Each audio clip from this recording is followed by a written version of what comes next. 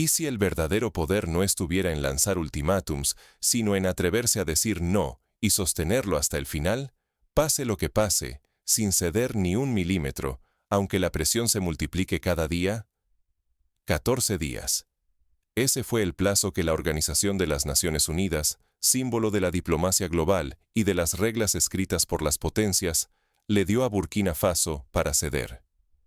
No se trataba de una mera formalidad, sino de una orden con la autoridad de quienes han dictado el rumbo de naciones enteras durante décadas.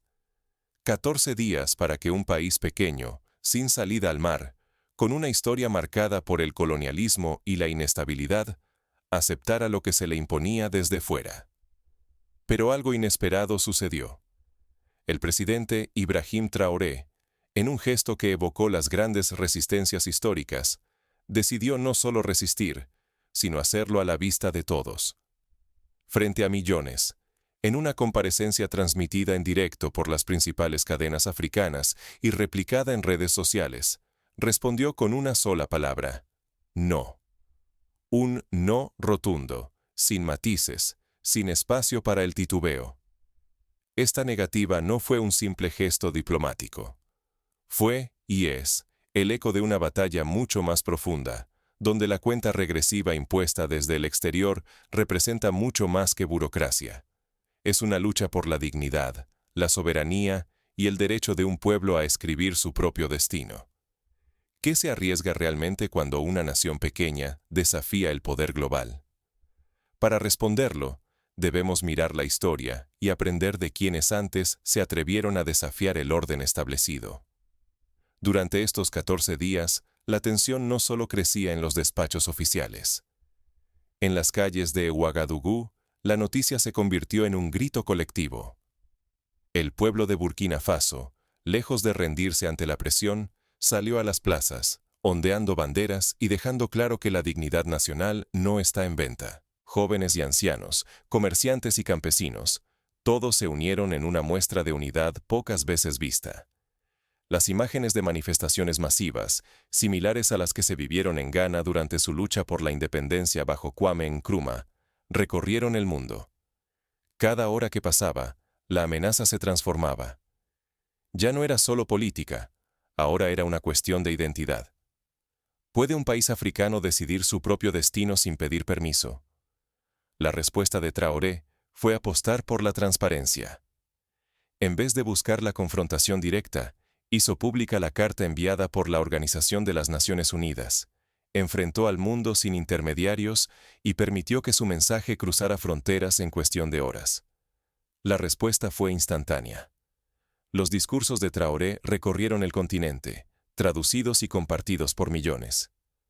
Lo que empezó como una imposición internacional se convirtió en un símbolo de resistencia colectiva, inspirando a pueblos vecinos y despertando una nueva conciencia africana sobre el derecho a decidir su futuro. Recordemos cómo, en 1955, la Conferencia de Bandung encendió una chispa similar entre las naciones no alineadas. La dignidad y la autonomía pueden ser contagiosas, pero el precio es alto. Está en juego la voz propia de una nación, la dignidad de decir no frente a las presiones externas, y la posibilidad de abrir un nuevo camino para todo un continente. Si Burkina Faso cede, el miedo volverá a mandar. Si resiste, África puede recuperar una voz que muchos creían perdida desde los días de Thomas Sankara, Patrice Lumumba y Amílcar Cabral. Para comprender el peso de esta tensión y lo que significa desafiar a una institución global, hay que mirar más allá de estos 14 días y adentrarse en la historia, en las reglas no escritas del poder internacional. El conflicto entre Burkina Faso y la ONU no surgió de la nada. Para entender el presente, primero tenemos que explorar las raíces de este pulso y cómo la historia ha condicionado cada movimiento. Pensemos en la India de Mahatma Gandhi, que enfrentó al Imperio Británico con la fuerza de la desobediencia civil. O en la Cuba de 1962, cuando Fidel Castro resistió el bloqueo estadounidense a pesar de las amenazas de aislamiento total. ¿Cómo llegó Burkina Faso a este punto crítico frente a la ONU? Para comprenderlo, hay que retroceder décadas, a una historia atravesada por reglas externas, precondiciones y sanciones dictadas por instituciones internacionales. Desde su independencia en 1960, Burkina Faso, antes conocida como Alto Volta, ha estado atrapada en acuerdos profundamente desiguales, donde la voz local apenas era un eco apagado en el tablero global. El famoso Consenso de Washington, de los años 80, impuso políticas de ajuste estructural que debilitaron la soberanía económica de casi todos los países africanos. En el Sahel, la seguridad se buscó a través de programas foráneos, fuerzas extranjeras y ayudas con condiciones. Se prometía estabilidad, pero lo que quedaba era frustración y una dependencia cada vez más pesada. La ayuda internacional, lejos de ser un salvavidas, se transformó en una cadena invisible que limitaba cada avance y decisión nacional. Ejemplo concreto. En 2014, el retiro parcial de fuerzas francesas tras la Operación Serval dejó a varios países del Sahel, incluido Burkina Faso, más vulnerables y con menos capacidad de maniobra propia. Todo cambió el día en que la ONU impuso su ultimátum. 14 días para ceder, 14 días para rendirse. Pero Ibrahim Traoré, rompiendo todo precedente, hizo público el documento. Aquel gesto estremeció tanto a la élite política como al pueblo, que de inmediato percibió la gravedad del momento. En cuestión de horas, los rumores de sanciones, embargos y expulsiones se propagaron como fuego en la sabana. El miedo era palpable, pero algo inesperado emergió: una ola de solidaridad sin precedentes. Las calles de Ouagadougou y las redes africanas vibraron con una respuesta clara. Miles de personas, desde jóvenes estudiantes hasta comerciantes veteranos, abrazaron el mensaje de dignidad. El temor al castigo internacional se entremezcló con una confianza colectiva renovada, mientras vecinos de Malí y Níger agitaban sus banderas junto a la de Burkina Faso en un grito unificado. Recordemos imágenes similares vistas tras la independencia de Argelia en 1962, cuando la solidaridad panafricana se materializó en apoyo concreto. En cuestión de días, la narrativa se transformó. Donde antes dominaba el discurso de la pobreza y la necesidad, ahora resonaban exigencias de respeto y soberanía. La petición de ayuda se convirtió en demanda de autonomía. Traoré no solo desafió el ultimátum, transformó la amenaza en una oportunidad para replantear el sentido mismo de ser nación. Algo similar ocurrió cuando Nelson Mandela, tras décadas de presión internacional, logró girar la narrativa del apartheid hacia la reconciliación nacional y la dignidad. El riesgo de caer en los viejos errores, de volver al ciclo de sumisión y dependencia, sigue presente. Sin embargo, algo fundamental ha cambiado. El mundo ya no puede ignorar la exigencia africana de autodeterminación. El desafío es descomunal, y lo que está en juego supera cualquier negociación diplomática. Se trata del derecho de un pueblo a decidir su futuro sin tutelas externas. El eco de la historia de Vietnam, que resistió primero a Francia y luego a Estados Unidos, nos recuerda que la autodeterminación se conquista con sacrificios. El verdadero conflicto surge cuando la respuesta de Traoré rompe la narrativa establecida y abre puertas a nuevas tensiones y oportunidades. Pero la reacción internacional no se hace esperar. Los próximos movimientos, tanto dentro como fuera de Burkina Faso, determinarán si esta ola de dignidad puede sostenerse frente a la presión global. El Consejo de Seguridad de la ONU convoca reuniones urgentes.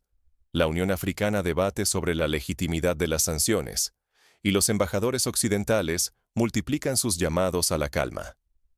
¿Qué ocurre cuando un líder transforma la amenaza en un manifiesto y el miedo en motor de acción colectiva? La historia ofrece ejemplos. En 1930, en la India, Gandhi transformó la ley de la sal en un símbolo de resistencia. En 2011, la Primavera Árabe convirtió el miedo en esperanza colectiva, aunque los resultados fueran diversos. 14 días. Ese fue el ultimátum lanzado por la Organización de las Naciones Unidas para que Burkina Faso cediera. Pero Ibrahim Traoré, lejos de acatar en silencio, respondió con una fuerza que nadie esperaba. No pidió prórrogas ni negoció a puerta cerrada. Convirtió la presión internacional en un acto público de memoria y desafío. Frente a las cámaras y ante el mundo, defendió la soberanía nacional y, al hacerlo, reabrió heridas profundas. Recordó que la dignidad de un pueblo no se negocia ni se mide en el calendario de ningún organismo global. En cuestión de horas, sus palabras cruzaron fronteras. El mensaje encendió una chispa. La juventud tomó las calles, la diáspora se movilizó desde lejos y las redes sociales se llenaron de solidaridad. Entre plazas y mercados, un aire nuevo recorría el país. Cada conversación y cada lema reflejaban una energía colectiva que llevaba años esperando su momento. Algo similar se vivió en Etiopía en 2020, cuando la defensa del proyecto de la Gran Presa del Renacimiento se convirtió en símbolo de unidad nacional frente a las presiones externas. Pero no hubo caos. La sociedad burkinesa empezó a reconstruirse desde abajo. Comités barriales se aliaron con campesinos y comerciantes. Estudiantes y sindicatos sumaron fuerzas.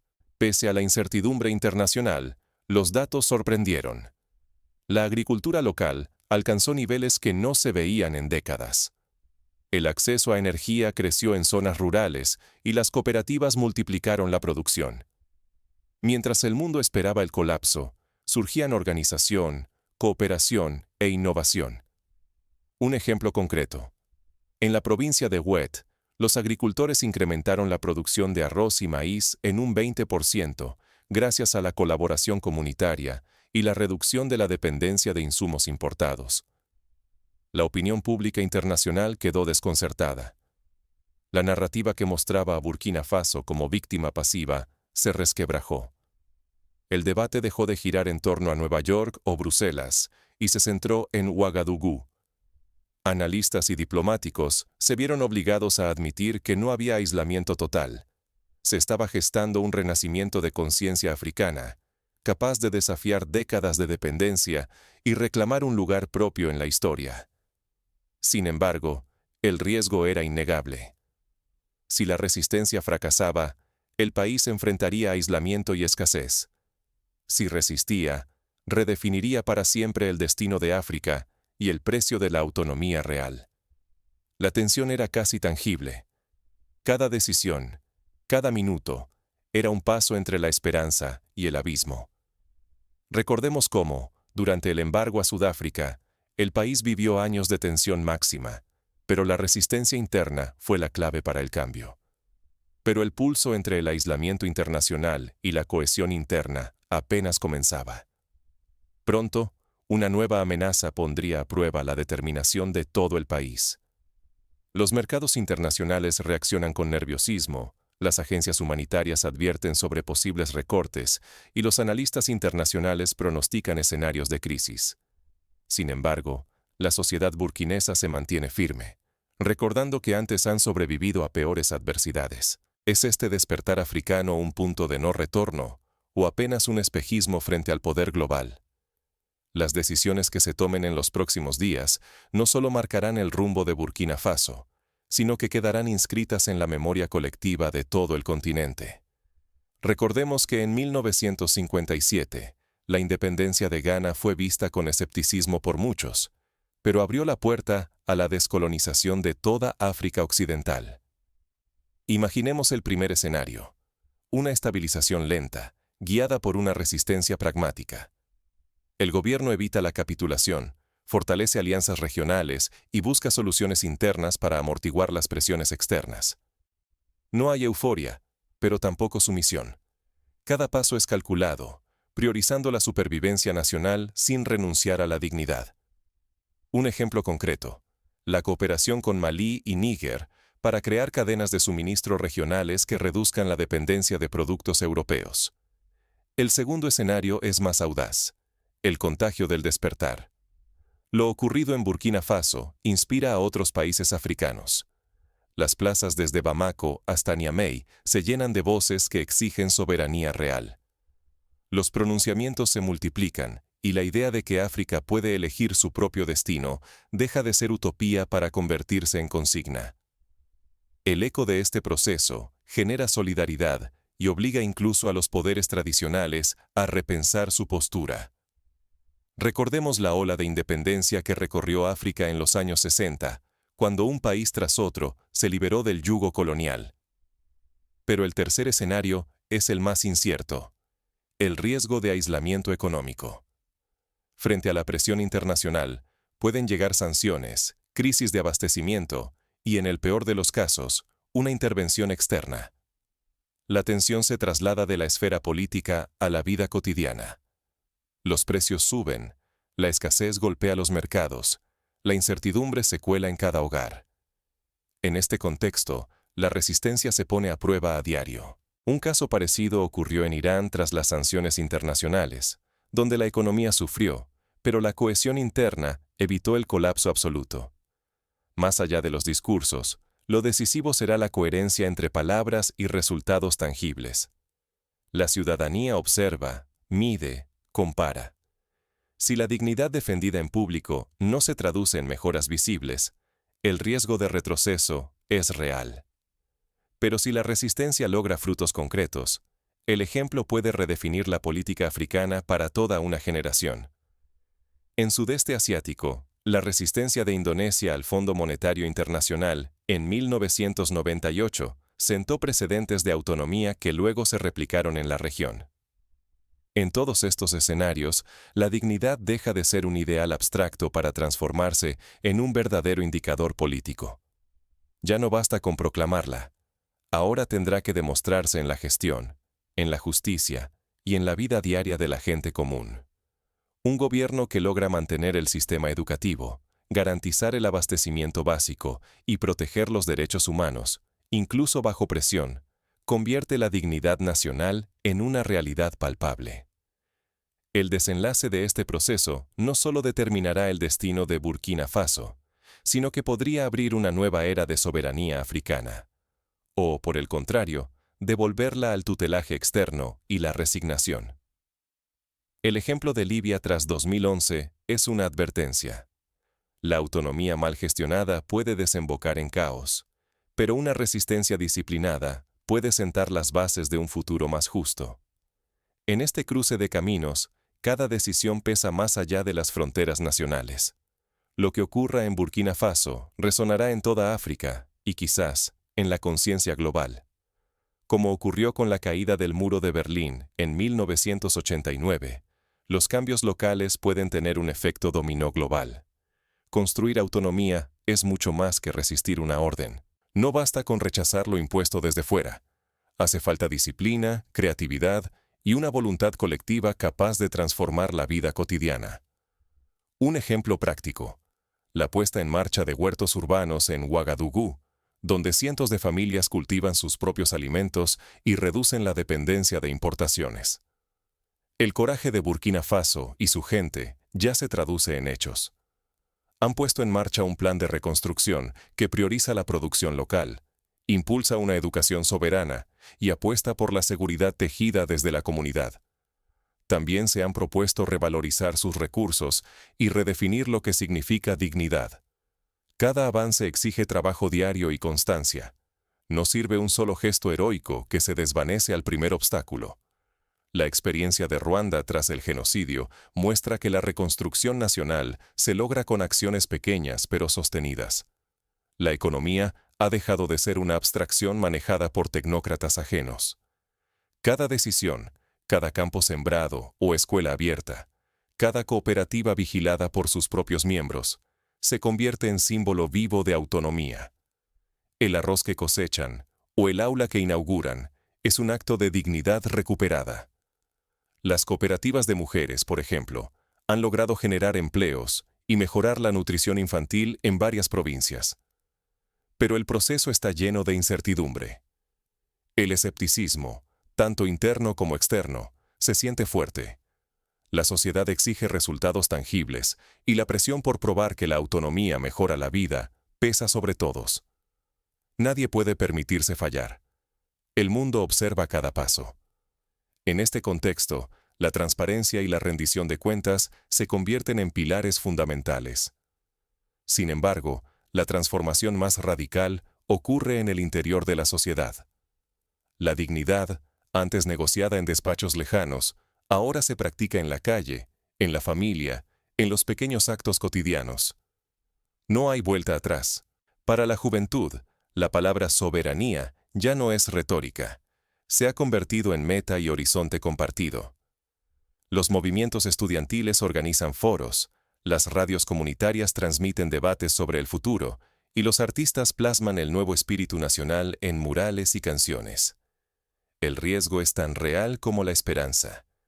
Si la sociedad no logra sostener estos principios y esta disciplina, la oportunidad de cambiar su destino, y el del continente, puede perderse para siempre. Resistir no basta. Hay que construir autonomía todos los días. La experiencia de Senegal, que logró mantener la democracia a pesar de las presiones externas, demuestra que la perseverancia es clave. Así, el coraje de un líder solo tiene sentido cuando inspira miles de actos anónimos. El mayor desafío empieza ahora, en la rutina, en la perseverancia. África no solo desafía el poder impuesto, está reescribiendo su propio significado de libertad y futuro. La historia de los movimientos de liberación nacional, desde Argelia hasta Mozambique, nos recuerda que la autonomía se gana paso a paso, decisión a decisión. Pero, ¿cómo se sostiene esa autonomía bajo presión internacional? El siguiente acto revela hasta dónde están dispuestos a llegar los protagonistas cuando el tiempo se agota. El ejemplo de Cuba, que a pesar de casi 6 décadas de embargo, ha desarrollado soluciones propias en salud y educación, demuestra que la creatividad y la unidad pueden convertir la adversidad en motor de progreso. La historia sigue en curso, pero el desenlace depende de nosotros. Cada gesto, cada decisión, cada acto de solidaridad o de resistencia suma en la construcción de un destino común. Las lecciones del pasado y los desafíos del presente se entrelazan en una trama que solo puede resolverse con coraje y visión colectiva. Burkina Faso no se doblegó ante el ultimátum de 14 días. Su respuesta, forjada en dignidad y determinación, resonó como un llamado a la acción en todo el continente africano.